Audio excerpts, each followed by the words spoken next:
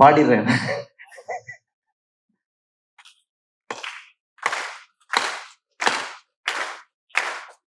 Yeah.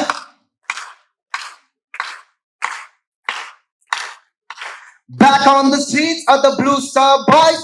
Who's got the balls? Who's got the yeah? Back on the streets of the Blue Star Boys. Who's got the balls? Who's got the yeah? Nigga no balda. So number macha and the go balda. Idilla balda. Adataye mata pora blue balda. Ada pora cricket. Poga mato tarikete. Ada pora cricket. Poga mato tarikete. 22 yards. Sanga mata pandu guts. Gully gang boys keep on coming like a boy. Hey, yarra ground ulla.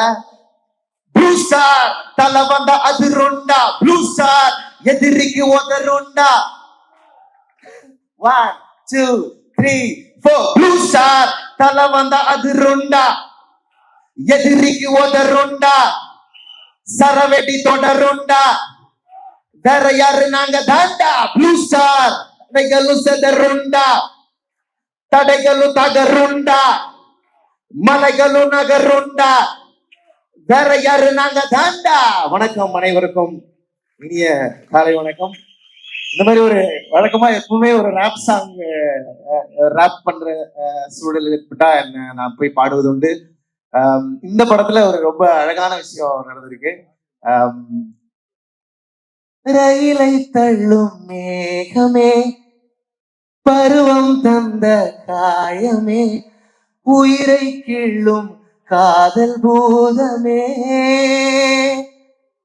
ஏன் அவளை தேடி போகிறேன், கவலை தீயில் வேகிறேன், கனவை தேடி காணலாகிறேன்.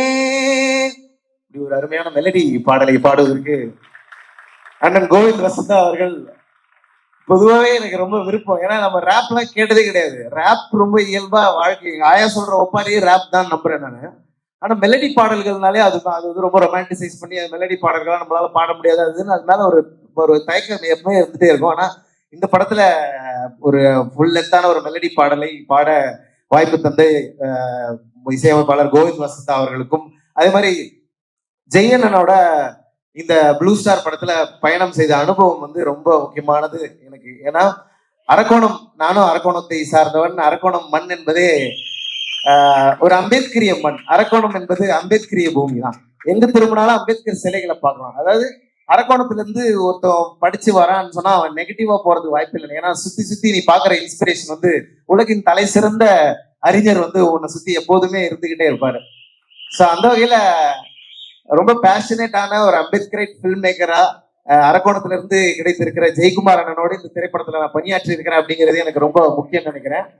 ஏன்னா அந்த சினிமாவுடைய பவர் என்பது சாதாரணமானது இல்லை. அது நமக்கு நம்ம சினிமா மூலமா எவ்வளவு எழுச்சி சமூகத்தில் உண்டாக்க முடியுங்கிறதுக்கு வாழும் உதாரணமா வரலாறா நம்ம முன்னாடி இயக்குனர் அண்ணன் பா ரஞ்சித் அவர்கள் இருக்கிறாங்க.